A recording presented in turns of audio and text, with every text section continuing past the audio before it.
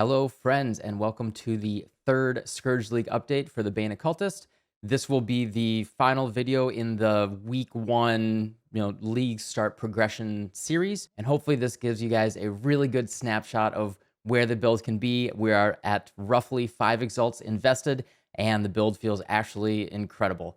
Even better than I thought when I made my first league start video for this build. We are able to do T16 Scourge encounters really super juiced and pretty darn comfortable. It's feeling absolutely incredible. The DPS is a little on the low side still because I invested really hard in defense. I wanted to get that out of the way. Honestly, the Scourge mechanic gets really intense, and I wanted to make sure that that was taken care of. You don't need a lot of DPS for T16 maps. The DPS can come a little bit later, especially as we upgrade our gear, but it's feeling really good. I have about 5 exalts invested, and I have killed Awakener 8 Cirrus 3 or 4 times. I've actually done carries of Awakener 8 Cirrus for some other folks at this point, and I can do the T16 Scourge encounters with 150 plus stacks, killed all of the bosses in the Scourge mechanic, deathless, and it just feels really good. So let's get into the changes that I've made and just see where you can take this build in about a week or less.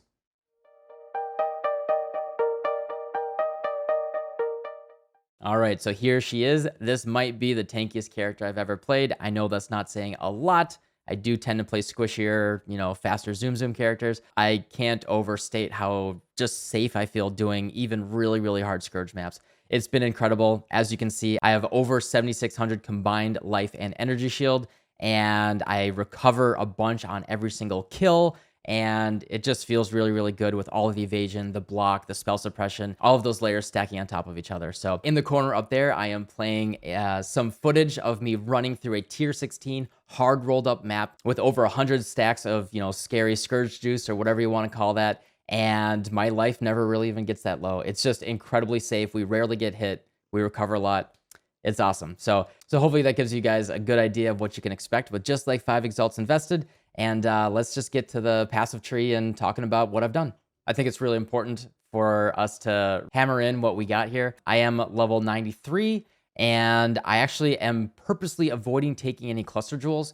Cluster jewels are, especially the large and mediums, are inherently more offensive based. We can get into those a little bit later, but I wanted to just keep this as budget as possible. Awakener 8 Cirrus on I did it on the last video for 30 chaos with 0 cluster jewels, and I'm honestly still staying with that. What I'm probably going to end up doing is getting rid of this growth and decay cluster and going up here and grabbing a cluster jewel here, and then maybe pathing up this way. I haven't fully decided, but something roughly like that. As you can see, I went very hard into defense, and all of our damage is really just coming from our gems. There's really not much else to it for our damage here. At level 93, what I ended up doing, I did end up grabbing Arcane Focus here, just a little bit more energy shield on top of what we have currently. Still a totally budget Cobalt Jewel with Corrupted Blood on it. So as of 2 days ago, I was pathing up here, and I ended up pathing through here, which actually lets us skip this strength point. Just go through this one, we get a little strength here, and that actually did save us 1 point by routing. And then we can take the life and energy shield nodes here. They're not the highest value, but since we're hybrid, they're actually pretty nice. They're not too bad for little danglers. Just taking Arcane Focus there, taking these 2 little points here, and feeling pretty good, man. And then in terms of the masteries, just to be really clear, I know it's really buggy in the POB. I did write them in the notes, but as I change masteries, obviously that gets out of date very quickly. But if we want to go through that very thoroughly, I have plus 50 flat life here. I have blind enemies on curse here, plus 1 level of chaos skill gems here, aura effect here, which is really nice since we're running 4 auras, and that really actually gives us some offense and defense between malevolence, grace, vitality, and discipline. Boosting them all by 15% is actually really nice. 30% evasion rating while you have energy shield here. We always have energy shield basically unless we're about to die, so that's really nice. The vitality, mana reservation efficiency. I'm using the wither effect for now. When we get max chaos res, we will be swapping over to the chaos dot. Energy shield per evasion on boots. We're still using the Syntrex. An alternative to the Syntrex is Edzeri Steps if you prefer those instead. And then in that situation, then you're actually, you're almost getting all that energy shield back and the spell suppression from the Edzeri Steps. But Azurius Steps are like 60 chaos right now, and we're keeping the budget as low as we possibly can. Mana reservation efficiency down here, and Grace mana reservation efficiency here. We have all of those puppies stacked on top of each other, and that's how we have 4 auras very, very comfortably. I could upgrade a jewel here. I could upgrade this jewel as well, but I'm actually just feeling really, really comfortable right now, and I'm not feeling pressured to do that. So I'm very happy with this. I know I could, drop a couple small points here. Cold-hearted calculation, pretty low value. I could move these guys around. I could move into the cluster jewel, but I just wanted to have like the very budget, simple setup that you guys can do right now if you want to, and then we'll move into cluster jewels later. In terms of gear upgrades, there has been very, very little since the last video. The most important thing is to make sure that your gems are leveling up. You're getting your quality on your gems. As soon as your gems hit level 20, so you're going to want to have like some backups for when you're able to do this, or you can buy corrupted level 20 gems to put in when you do this. But you have level 20 gems, you sell them with the gem cutters to the vendor. They will sell you back a level 1 gem with 20 quality. Then you can put them in your offhand and level them up. Then when those hit 2020, you can swap them back in, and then you have 2020 gems. We really get the vast majority of our base damage from our gems and our gem levels. So just be really, really patient. If your damage is feeling awful right now, that might just be because the build was so smooth, you were able to get to red maps without leveling up your gems all the way. The nice thing is, it's just a matter of playing the game, and it's not really based on your gear. As soon as you get 2020 your gems across the board, maybe even start corrupting some into 2120, then your damage will start to feel really, really good, and it's just going to be really nice. So focus on your gem levels. That's really the most important thing. So in terms of gear, what I ended up doing is I killed Cirrus. I got a Crown of the Inward Eye. These are only 10 chaos right now. This is a really, really nice, just swap it in, use early. I didn't recommend it in my previous videos, even though I knew it was good, because early league, they do cost half to 1 Exalt, but now they're down to 10 chaos, so I am happy to recommend this. Crown of the Inward Eye is really, really good for our build. It gives us life, mana, and ES because of the transfiguration lines, and we're pushing all those numbers. Well, not the mana as much, but we're pushing both the body and the soul, which is life and energy shield here. We're pushing those as high as possible. It's actually really, really nice for getting a lot of increased spell damage, which pushes our damage up pretty nicely. So if you take a look, my ED damage without any buffs or my helmet, 128. I put the helmet on and it goes up to 154. That's a really big damage boost for just tossing the helmet on. So that's a nice little quick thing you can toss on. It doesn't have evasion, and later on we're going to want to go for the mana reservation and the nearby enemies -9 chaos res.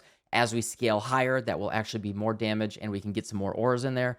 But for now, this is just a great swap it in 10 chaos and boost your character. I'm going for either Despair Curse Effect or Bane Curse Effect. I would prefer the Bane one, but I am just going for either one. So when I get this helmet enchanted, that's just going to be really nice. If you want to, you can go for Punishment Effect, Bane damage, Bane AoE, Blight damage. We have a lot of enchants that are totally available for us. So you can kind of just go into lab, run some simple labs for like maybe an hour or two, and there's a good chance that you could get an enchant that you would like. Or I would recommend going to a reputable lab runner. They have very reasonable prices. You can just pay them to hold on to a helmet, and they will go and do it. I recommend Mr. Khan and his community. They're very, very good, and you can watch them do it on stream if you want to learn how to be a pro lab runner. I did get this ring that dropped on the ground. It literally just dropped on the ground like that from killing Baron. I identified it on stream. I was just like, hold on, that's an upgrade. That's a pretty good upgrade. It's not crazy. It's kind of low tier things. But the cool thing that I was thinking of when I was looking at it is I could just vol it and then start crangling it and try to get something really, really nice on there. And I could use the crangled teardrop that will then have a chance to make those tiers go higher. And if I get tier 1 spell damage, tier 2 evasion rating, tier 2 all elemental res, that could actually be just a nice ring for the build to hold on to for a long time. So this is a cool ring that just dropped. I guess IDing rares does pay off once in a while. Other than that, at the end of the last video, you did see these items that I had on them.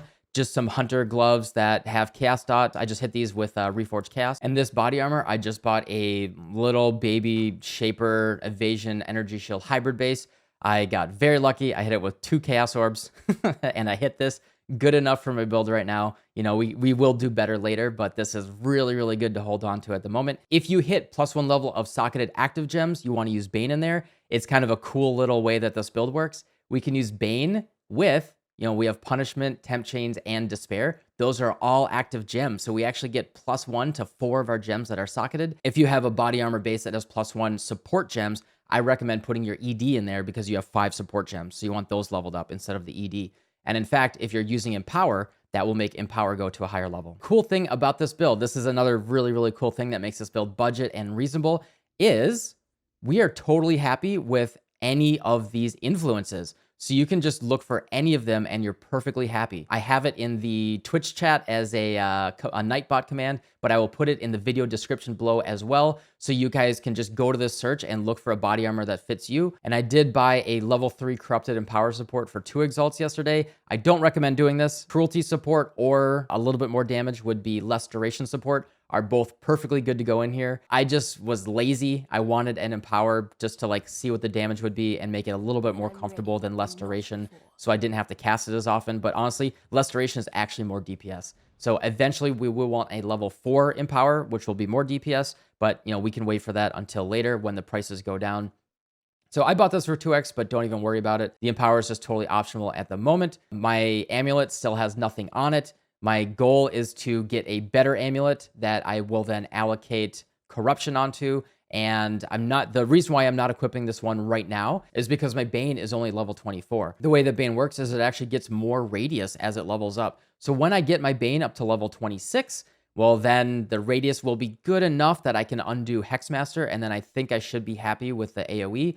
My Bane is only level 24. So I'm going to need a level 21 gem, and I'm going to need +1 on my amulet. Once I have that, I can change my anointment, and then I'm going to be totally happy with just getting even more damage out of this build. And really, the next upgrades after that are just going to be smooth damage across the board, +1/+1 body armor, some chaos damage on a Hunter Stygian Vise, get some better rolls on my gloves, put this on maybe a fingerless silk gloves if I want to push my damage up. But I'm honestly happy with the hybrid because I like my evasion being up. We sacrifice a little bit of damage, but I think this is actually going to be the base that I'm going to stick with. Probably switch this over to a Hunter Iolite Ring that then has Despair on hit, which will make my Profane Bloom propagate Despair and chain explosions, which will be really, really nice. And then I'm just waiting to upgrade my staff a little bit later after that. Then the build is basically complete. And then, as I said earlier, do the helmet upgrade with the mana reservation efficiency from Redeemer and the Hunter nearby enemies -9 chaos res, and that will make the mana very, very comfortable. We can move some points out in the passive tree. So I'll be very, very happy with that later, but honestly, I'm just happy to play this build right now in the state that it is and slowly upgrade things. I am more than worthy. I am more than capable of doing all mapping content, killing Cirrus, and just a little bit more upgrading here and there, and I'll be able to kill Maven. And then we can just, if we want to fully min-max, we can do that. But other than that, I'm just happy with where we can take it as a league starter for 5 to 10 exalts if you want to like really, really push it. All right, so hopefully that gives you guys a really good idea of what the build can be roughly half to 1 week into the league with just putting 3 to 5 exalts into it. I am incredibly happy. It honestly feels tankier and smoother than I even anticipated after having played this build for like 6 months now. All of the changes to the passive tree enabling us to be very defensive and having some really, really good quality of life upgrades to the masteries without even going into cluster jewels has been really, really fun, and I'm really enjoying it. So yeah, thank you everyone for enjoying this league start progression for the build. The next few videos will not be just pure Bane progress videos. I think this is a good stopping point for saying, all right, we have upgraded the build up through the league start. The next upgrades are going to be kind of bigger. So the next video for this is probably going to be about a week to a week and a half from now. The next videos will be about other things like working on your loot filters and how to earn currency and how I'm doing all of that. Now that I have a character that is super, super online and I can really play within this whole sandbox of what we have here in 3.16. And I'm excited to just jump into all the content. So yeah, thanks for watching this. Thanks for loving the build, guys. As always, I'm going to continue doing daily POB reviews on Twitch, helping all you guys think through your build so you guys can enjoy this league and just have a great time. So yeah, thank you again, and see you guys next time. Goodbye.